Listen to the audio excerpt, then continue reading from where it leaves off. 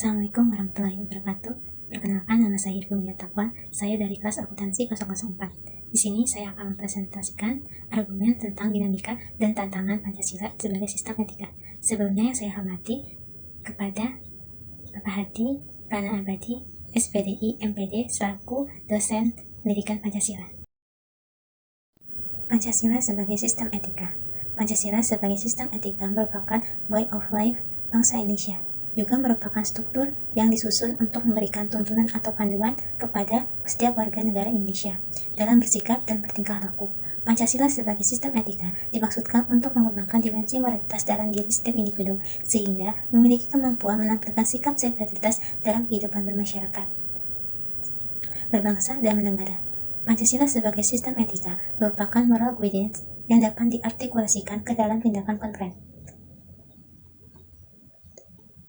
yang melibatkan berbagai aspek kehidupan. Oleh karena itu, sila-sila Pancasila perlu diartikulasikan lebih lanjut ke dalam putusan tindakan sehingga mampu mencerminkan pribadi yang soleh, utuh, dan berwawasan akademis. Tujuan penulisan: 1. Mengetahui Pancasila sebagai sistem etika. 2. Mengetahui argumen tentang dinamika Pancasila sebagai sistem etika. 3. Mengetahui argumen tentang tantangan Pancasila sebagai sistem etika. 4. Mengetahui esensi Pancasila sebagai sistem etika. 5. Mengetahui urgensi Pancasila sebagai sistem etika. Argumen tentang dinamika sebagai sistem etika terbagi menjadi 3 zaman. Pertama, pada zaman Orde Lama, pemilu diselenggarakan dengan semangat demokrasi yang diikuti banyak partai politik, tetapi dimenangkan oleh 4 partai politik, yaitu Partai Nasional Indonesia (PNI), Partai Muslim Indonesia (Parmusi), Partai Nahdlatul Ulama (PNU), dan Partai Komunis Indonesia atau PKI. Tidak dapat dikatakan bahwa pemerintah di zaman Orde Lama mengikuti sistem etika Pancasila. Bahkan ada tudingan dari pihak Orde Baru bahwa pemilihan umum pada zaman Orde Lama dianggap terlalu liberal karena pemerintah Soekarno menganut sistem demokrasi terpimpin yang cenderung otoriter. Kedua, pada zaman Orde Baru, sistem etika Pancasila diletakkan dalam bentuk penataran P4. Pada zaman Orde Baru, itu pula muncul konsep manusia Indonesia seutuhnya sebagai cerminan manusia yang berperilaku dan berakhlak mulia sesuai dengan nilai-nilai Pancasila. Manusia Indonesia seutuhnya dalam pandangan Orde Baru artinya manusia sebagai makhluk ciptaan Tuhan Yang Maha Esa yang secara kodrati bersifat materialistik, yaitu makhluk rohani yang jasmani dan makhluk individu sekaligus makhluk sosial. Manusia sebagai makhluk pribadi memiliki emosi yang memiliki pengertian kasih sayang, harga diri, pengakuan, dan tanggapan emosional, dan manusia lain dalam kebersamaan hidup. Manusia sebagai makhluk sosial memiliki tuntunan tersebut hanya dapat terpenuhi melalui kerjasama dengan orang lain, baik langsung maupun tidak langsung.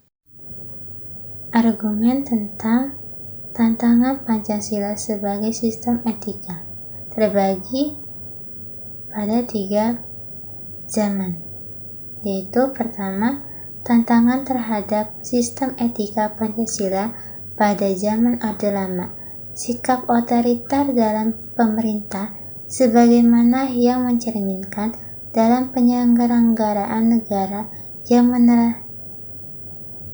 menerapkan sistem demokrasi terpimpin. Hal tersebut tidak sesuai dengan sistem etika Pancasila yang lebih menonjol semangat musyawarah untuk mufakat.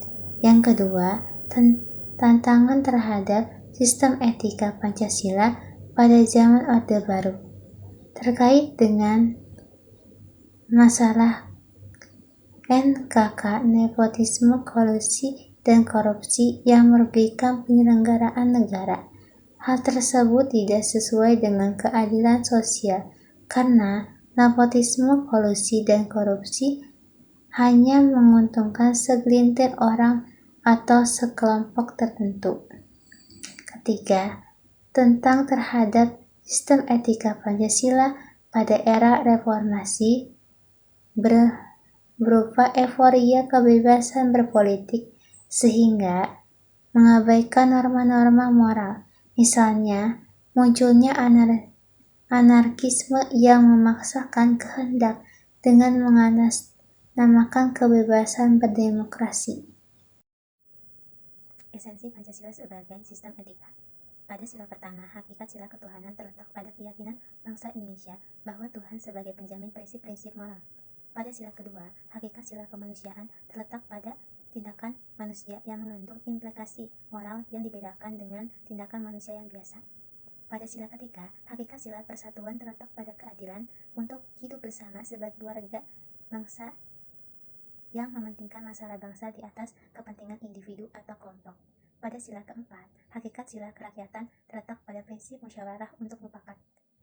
Pada sila kelima, hakikat sila kelima adalah sosial bagi seluruh rakyat Indonesia, merupakan perwujudan dari sistem etika yang tidak menekankan pada kewajiban semata atau menekankan pada tujuan belaka, tapi lebih menonjolkan keutamaan yang terkandung dalam nilai keadilan itu sendiri. Urgensi Pancasila sebagai sistem etika. Hal-hal yang sangat penting mengembangkan Pancasila sebagai sistem etika meliputi hal-hal sebagai berikut. Pertama, meletakkan sila-sila Pancasila sebagai sistem etika berarti menerapkan Pancasila sebagai sumber moral dan inspirasi bagi penentu sikap dan tindakan dan keputusan yang diambil setiap warga negara. Kedua, Pancasila sebagai sistem etika memberikan guidance bagi setiap warga negara sehingga memiliki otoritas yang jelas dalam tatanan pergaulan baik lokal, nasional, regional maupun internasional. Ketiga, Pancasila sebagai sistem etika dapat menjadi dasar analisis bagi berbagai kebijakan yang dibuat oleh penyelenggara negara sehingga tidak keluar dari semangat negara, kebangsaan, dan berjiwa Pancasila. Keempat, Pancasila sebagai sistem etika dapat menjadi filter untuk menyaring pluralitas nilai yang berkembang dalam kehidupan masyarakat sebagai dampak globalisasi yang mempengaruhi pemikiran warga negara.